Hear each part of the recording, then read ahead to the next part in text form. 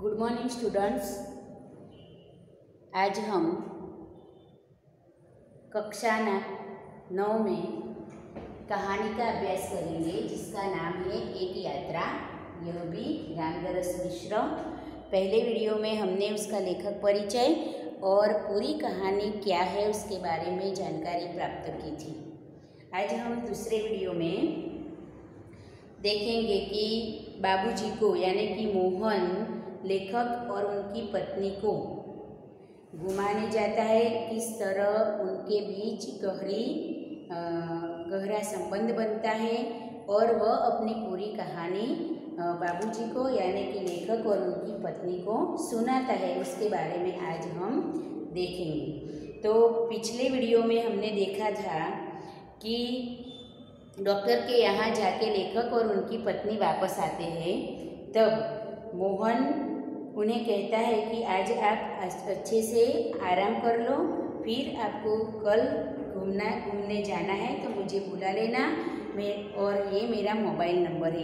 इस तरह Mohan mobile number लेखक को देता है। फिर लेखक उसका नाम पूछते हैं और वह बताता है कि मेरा नाम मोहन है। दूसरे दिन घूमने का वहाँ तक हमने देखा था। आज आगे देखेंगे कि दूसरे दिन घूमने का कार्य शुरू हो गया। वह बहुत प्रेम से एक के बाद एक स्थान दिखाता गया। मुझे बाबूजी और पत्नी को अम्मा नाम से संबोधित करता रहा। तो पहले घुमाने के लिए जब वह जाता है, एक के बाद एक स्थल उन्हें अच्छे से दिखाता है और बाबूजी लेखक को बाबूजी और उनकी पत्नी को अम्मा कहकर वह पुकारता है। घुमाकर होटल पर लौटे तो चाय पीने के लिए उसे भी कमरे में बुला लिया। घूम फिर कर जब हम वापस आए तो चाय पीने के लिए उसे भी होटल के कमरे में बुला लिया कि आओ भाई तुम भी चाय पीकर जाओ। वह बहुत संकोच के साथ आया और चाय पान के साथ हमारी पारिवारिक वार्ता शुरू हो गई। पत्नी ने पूछा, बेटा तुम ग्वालियर से हो? पत्नी ने पूछा कि तुम ग्वालियर के हो? तो उसने अपनी राम कहानी कहना शुरू कर दिया। नहीं अम्मा, मैं मूलतः आगरा का हूँ, यहाँ आना पड़ गया है, मुझे यहाँ मजबूरन आना पड़ा है। मैं आगरा का हूँ लेकिन ग्वालियर मुझे मजबूरन आना पड़ा है। हमें लगा कि वह यह कहते कहते कुछ भर आया था, मतलब उसके दिल में लागणी, अपने परिवार को छोड़ने का दुख उभर आया था। तो लेखक और उनकी पत्नी को लगा कि वह कहते कहते कुछ दुखी हो गया था, इसलिए चुप रही, लेकिन वह स्वयं बोलने लगा। फिर आगे कुछ लेखक और उनकी पत्नी ने पूछा नहीं, क्योंकि उन्हें लगा कि हमने उसे इस तरह पूछा तो वह कुछ दुखी हो गया, इसलिए फिर वह स्वयं बोलने लगा। आगरा में अपना घर है, आगरा में अपना खुद का घर है। माँ बाप तो बचपन में ही गुजर गए थे। बड़े भाई ने मेरी परवरिश की और भाई वकील है। मैं भी BA पास हूँ और कोई नौकरी खोज रहा था। मैं भी पढ़ा लिखा हूँ, मेरा भाई वकील है और अपना खुद का घर आगरा में है।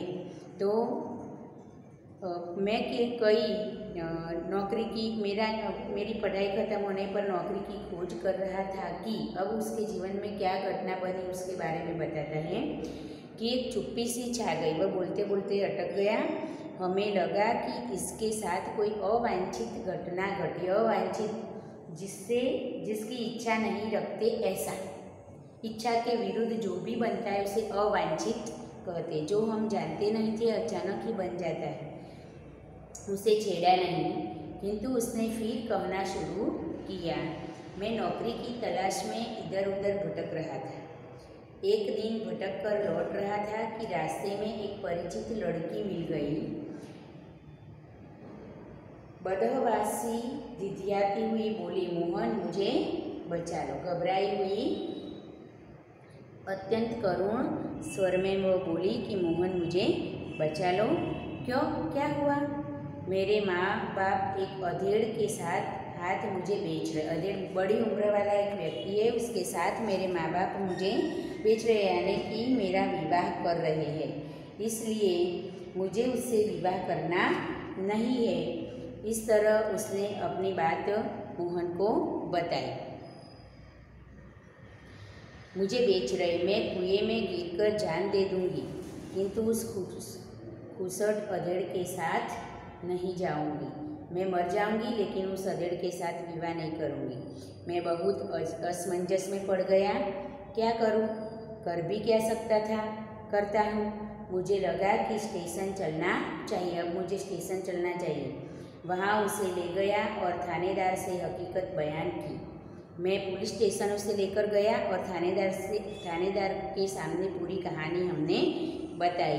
वे कुछ देर सोचते रहे कि क्या किया जा सकता है, ऐसे केसेस में क्या किया जाता है। उसके बारे में थानेदार सोचने लगा कि यदि लड़की को माता पिता के पास वापस भेज देते हैं तो उसके माता पिता उसकी इच्छा के विरुद्ध अधेड़ के साथ उसका विवाह कर देंगे।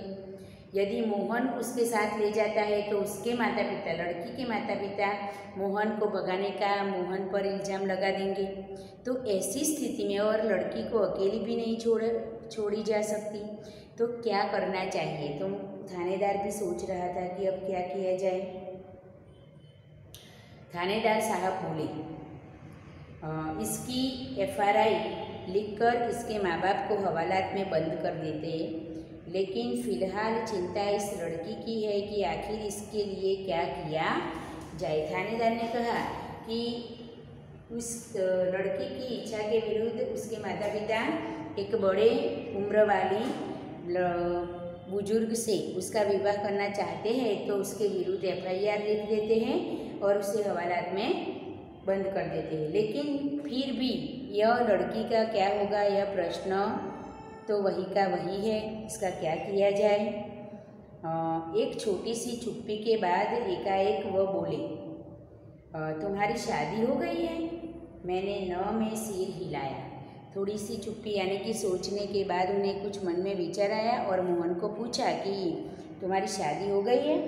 तो मोहन ने सिर हिलाकर ना में उत्तर दिया।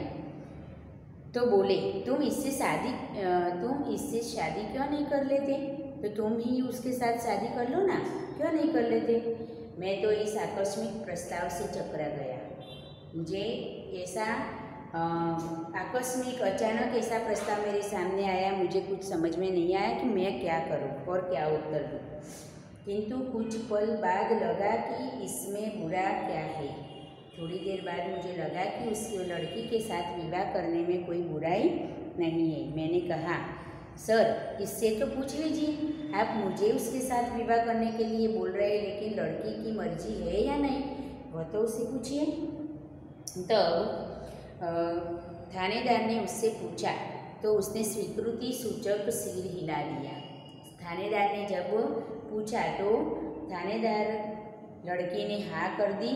लेकिन क्या मोहन बाबूजी, लेकिन यह कि भाभी अपनी बहन से मेरी शादी कराना चाहती रही। आज तक मेरी भाभी ने उसकी बहन के साथ मेरी शादी कराना चाहा है, तो बात तय हो चुकी हमारे हम दोनों की। मेरी शादी मेरी भाभी की बहन के साथ तय हो चुकी है, तो अब फिर क्या करूं?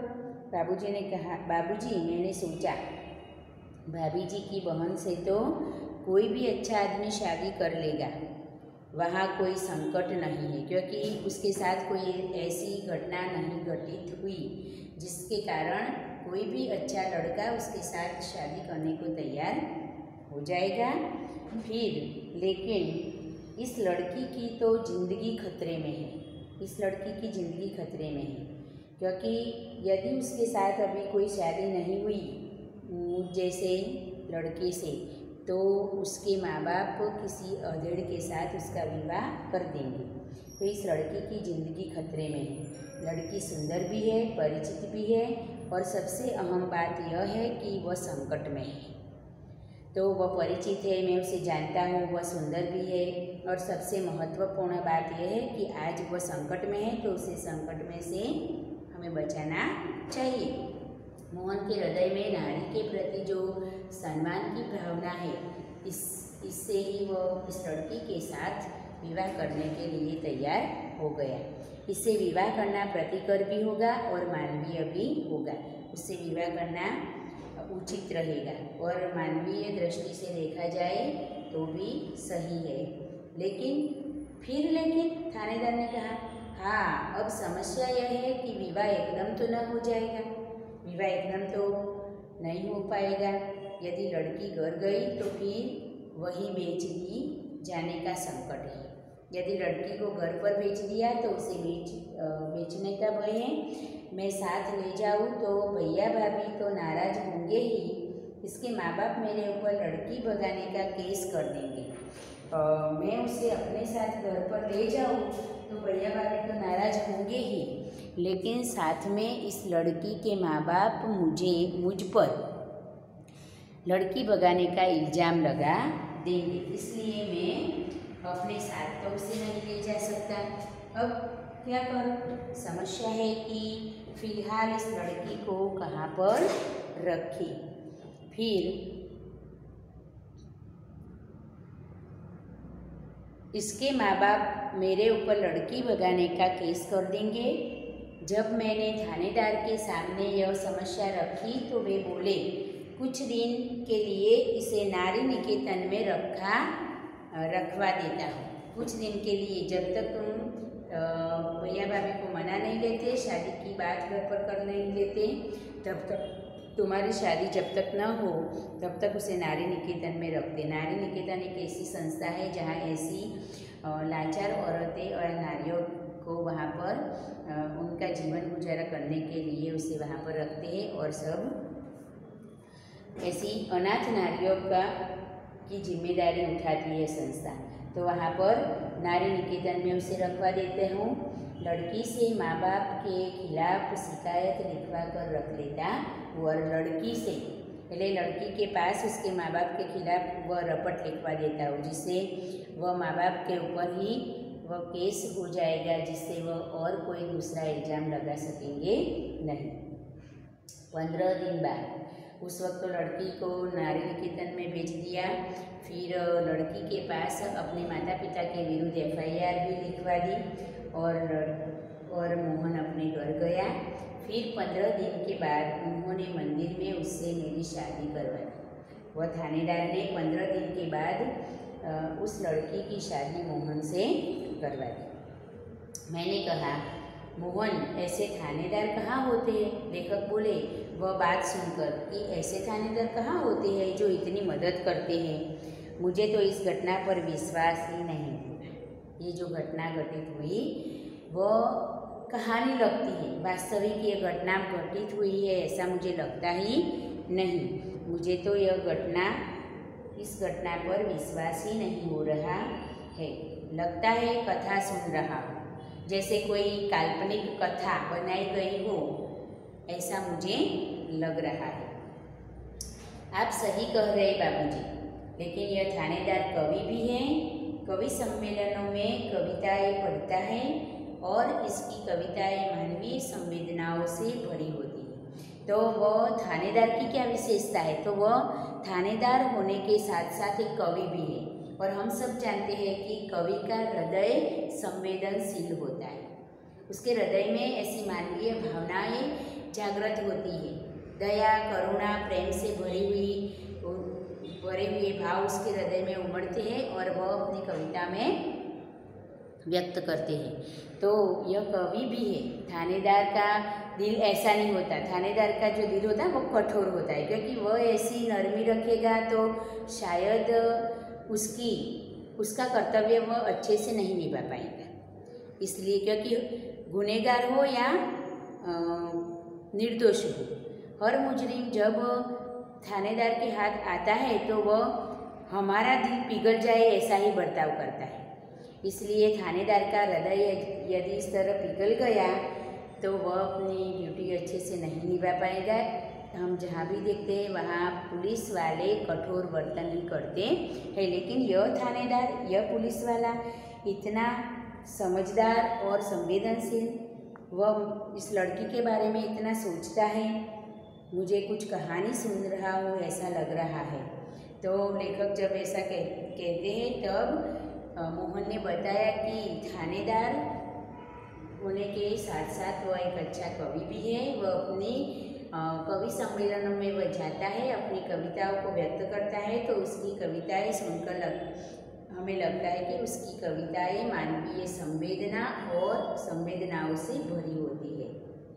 हाँ, तब ठीक है, वह कवि है इसलिए इस तरह का व्यवहार कर रहा है। लेखक ने कहा, भाई हर क्षेत्र में कोई ना कोई मसीहा दिखाई पड़ ही जाता है, हर क्षेत्र में कोई ना कोई ऐसा मदद करने वाला आ ही जाता है। हाँ, तब तो उस लड़की को भी मदद करने वाला यह थानेदार मिल गया। तब यह कि मेरे भाई भाभी, फिर शादी के बाद क्या हुआ?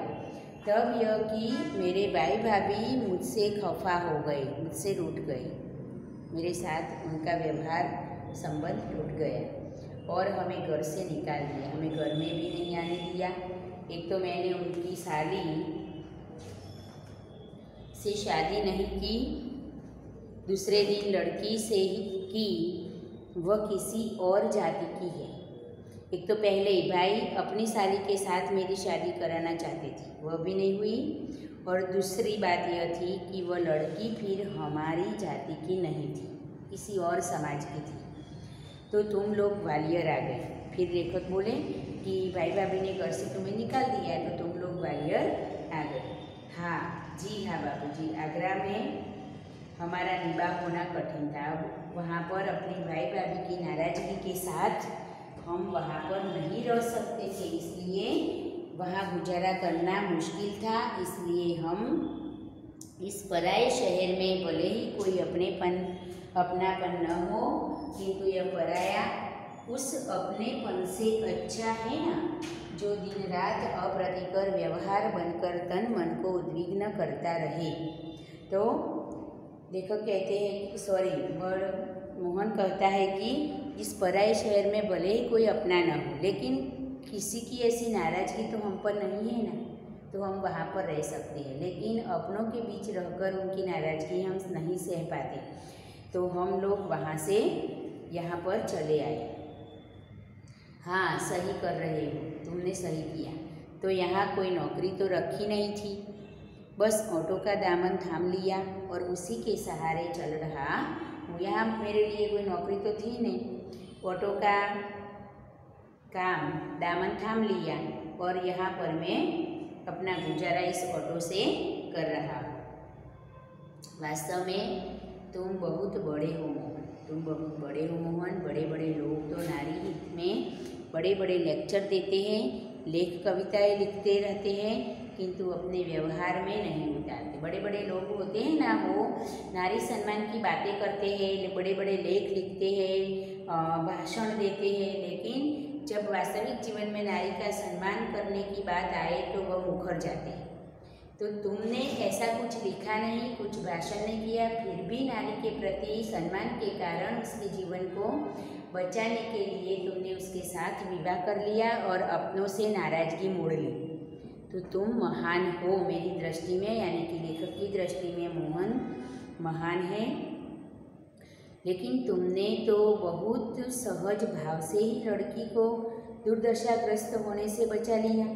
तुमने तो ऐसी कोई बड़ी बड़ी बातें भी नहीं की, फिर भी तुमने ऐसी दुर्दशाग्रस्त व्यक्ति का जीवन सुधार दिया, उसका दामन थाम लिया, उसका हाथ पकड़कर उसे जीने का सहारा दे दिया और अपने जीवन के साथ उसे सम्मानपूर्वक लगा लिया और सम्मानपूर्वक वो तुम्हारे साथ रह सके, इसलिए इस लड़की के साथ तुमने विवाह भी कर लिया। तुम सचमुच महान हो बाबूजी। इस कार्य से मुझे भी बहुत संतोष मिला, ये कार्य करके मुझे भी संतोष मिला है। मैंने तो एक बार उसका उद्धार किया, किंतु वह तो प्रायः मुझे संकटों से उबारती रहती है। हर समय हर दुख में वह मेरा साथ देती है। मैंने तो एक ही बार उसे बचाया, लेकिन बार बार जीवन में आने वाली हर मुसीबत से वह मुझे बचाती है। मोहन की यह कहानी हम पर छा गई, मतलब ऊंडी असर छोड़ गई। मोहन की इस कहानी से लेखक और उनकी पत्नी प्रभावित हो गई और वह हमारे मन में कितना बड़ा हो गया। मोहन लेखक के जीवन में बड़ा हो गया, यानी कि बड़े लोग जो बड़ी बड़ी बातें करते वही बड़े नहीं होते, लेकिन ऐसे बड़े काम करने वाले लोग भी वास्तव में बड़े होते हैं। तो मोहन भले ही छोटा हो, लेकिन उसका कार्य इतना महान है कि लेखक की दृष्टि में उसका मान सम्मान और भी बढ़ गया। बाबूजी, इस कार्य से मुझे भी बहुत संतोष मिला। मैंने तो एक बार उसका उद्धार किया, किंतु वह तो प्रायः मुझे संकटों से उबारती रहती है। वह मुझे बार बार संकटों से बचाती रहती है। मोहन की यह कहानी हम पर छा गई और वह हमारे मन में कितना बड़ा हो गया। मोहन की यह कहानी हम पर छा गई, हमारे मन में वह बड़ा महान हो गया। गाड़ी का समय हो रहा था। मोहन हमें लेकर स्टेशन आ गया। उसे मैं 500 रुपये का नोट देने लगा। गाड़ी का समय हो गया था, वह हमें स्टेशन छोड़ने आया था। तो मैंने उसकी ऑटो में जो घूमे फिरे थे उसका किराया देने के लिए 500 की नोट उसे दे दी। तो वह बोला, रहने दीजिए बाबूजी, क्योंकि मोहन लेखक और उसकी पत्नी को अपने माँ बाप की दृष्टि से देखता था। और कोई बेटा अपने माँ बाप से कोई पैसा लेता है, ऐसा भाव उसके हृदय में था। इसलिए उसने मना कर दिया कि रहने दीजिए बाबूजी। अरे, यह तुम्हारा पारिश्रमिक है, तूने जो मेहनत की है उसका फल, हम कोई तुम पर दया नहीं कर रहे, लेकिन तुमने जो मेहनत की है उस मेहनत का फल तुम्हें दे रहे हैं। कोई दान थोड़े ही दे रहा हूँ, मैं कोई दान नहीं दे रहा हूँ, मैं तो तुम्हारी मेहनत के पैसे दे रहा हूँ। बाबूजी, मैंने माँ बाप का प्यार नहीं पाया। कल से ही लग रहा है कि मुझे माँ बाप मिल गए। यानी कि लेखक और उसकी पत्नी से लेखक मोहन को माता पिता जैसा प्यार मिला है, और उनके इस प्यार के सामने मोहन के मन इस पैसों की कोई कीमत नहीं है, इसलिए वह लेने से इनकार करता है। वो कहता है कि कल से ही मैंने माता पिता का प्यार तो नहीं पाया, क्योंकि वो जब मैं छोटा था तभी गुजर गए थे, लेकिन तुम्हारे साथ रहकर मुझे ऐसा लग रहा है जैसे मुझे मेरे माँ बाप मिल गए हैं। इसलिए इस सुख के आगे पैसे का तो कुछ भी मोल नहीं है, और माता पिता का जो प्रेम तुमसे मिला है, आपसे मिला है, उसके आगे इस पैसों का कोई मोल नहीं है, कोई कीमत नहीं है। पैसा तो और लोगों से कमा ही लेता हूँ। पैसा तो मैं और लोगों से, यानी कि दूसरे पैसेंजरों से मैं पैसा तो कमा ही लेता हूँ। बेटे, लेकिन मेरी भी तो सोचो। लेखक कहते हैं कि तुम अपने ही सोचते हो, तुम हमें अपना माँ बाप मानकर पैसे लेने से इनकार, लेकिन हम भी तो तुम्हारी रिक्शा में ऐसे फ्री में नहीं घूम फिर सकते ना, तो हमारे बारे में तो सोचो। मैं बेटे का शोषण कैसे कर सकता हूँ? तुम हमारा बेटा हो और हम बेटे हो, और हम बेटे का शोषण नहीं कर सकते। तूने जो मेहनत की है उसका मूल तो हमें चुकाना ही पड़ेगा। इस तरह वह कहते हैं कि बेटे का शोषण कैसे कर सकता हूँ, लेकिन यह तो बहुत है, यह तो ज़्यादा दे रहे हैं आप। इतना लूँगा तो आपका शोषण हो जाएगा। मैंने जितना आपको घुमाया फिराया है उसका मोल आप दे रहे इससे कम है। यदि मैं इतने सारे पैसे ले लूँगा तो मेरा ही शोषण हो, आपका ही शोषण हो जाएगा।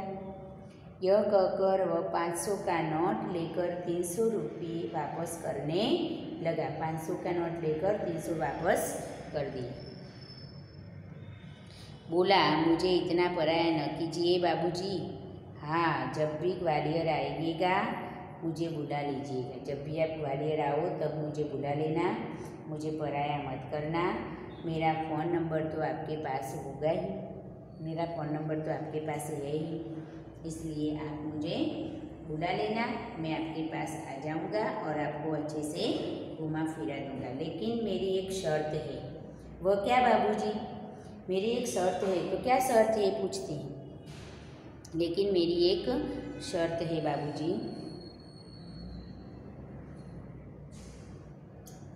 ये 500 रुपये चुपचाप तुम्हें लेने ही पड़ेंगे। जब मैं फिर ग्वालियर आऊँ तुझे बुलाऊँ, ऐसी तुम इच्छा रखते हो तो आज जो मैं तुम्हें दे रहा हूँ वह तुम्हें लेना पड़ेगा। इस तरह मोहन को 500 रुपये लेने के लिए राजी करते हैं। उसने 300 रुपये अपनी जेब में रख लिए। जैसे कह रहा हो, यह कैसी शर्त आपने रख दी बाबूजी। कुछ क्षण बाद बोला, बाबूजी आपका फ़ोन नंबर तो मेरे फ़ोन पर आ ही गया है। कभी कभी फ़ोन करता रहूँ क्या? मैं आपको कभी कभी फ़ोन करता रहूँ, ऐसा पूछता है। हाँ हाँ भाई, शौक़ से, मुझे अच्छा लगेगा। तुम शौक़ से फ़ोन करना, मुझे अच्छा लगेगा। लेकिन आपका नाम तो मैंने पूछा ही नहीं। इतनी सारी बातें करनी, पूरी अपनी कहानी सुना दी। फिर भी लेखक का नाम उसने अभी तक नहीं पूछा, तो वह बोलता है कि आपका नाम तो मैंने पूछा ही नहीं। मैं हूँ सत्यकेतु और पत्नी है कामना। लेखक ने अपना नाम बताया कि मेरा नाम सत्यकेतु है और मेरी पत्नी का नाम कामना है। और जब हम स्टेशन के अंदर जाने लगे, तब वह आँखों में न जाने कितना अपनापन लिए हमें निहारता रहा। जब हम अपनों को स्टेशन पर छोड़ने जाते हैं, अपने हमसे जब अलग हो रहे हैं, तो हमें कितना दुख होता है, उतना ही दुख इस मोहन को लेखक और उनकी पत्नी को विदाई देते समय हो रहा था। उसके दुख को लेखक उसकी आंखों में देख सकते थे। इस तरह यहाँ पर हमने देखा कि ऐसे एक सामान्य वर्ग के मनुष्य में भी नारी सम्मान की कितनी दृढ़ भावना है, जिसके कारण उसने अपना पूरा जीवन उसे समर्पित कर देने के लिए तैयार हो गया। अपनों से उसने रूठी स्वीकार कर ली, अपनों से उसने नाराज़गी स्वीकार कर ली और इस तरह उसने अपने संस्कारों को और अपनी संस्कृति को और मानवीय मूल्यों को उसने ज़्यादा महत्व दिया। निजी स्वार्थ को उसने देखा नहीं। तो आज हमने जो कहानी देखी, उसके आधार पर आपको भी हमारे जीवन में ऐसे मानवीय मूल्यों को स्वीकार करना है, अपनाना है और वास्तविक जीवन में उसका आचरण करना है। यह सीख हमें इस कहानी से मिलती है। उसका स्वाध्याय, इस कहानी का स्वाध्याय हम बाद में देखेंगे। और आज के दिन हमने जितना भी पाठ का अभ्यास किया है, उसमें से आपको 10 हेतुलक्षी प्रश्न स्वाध्याय में लिखने हैं। Okay, thank you.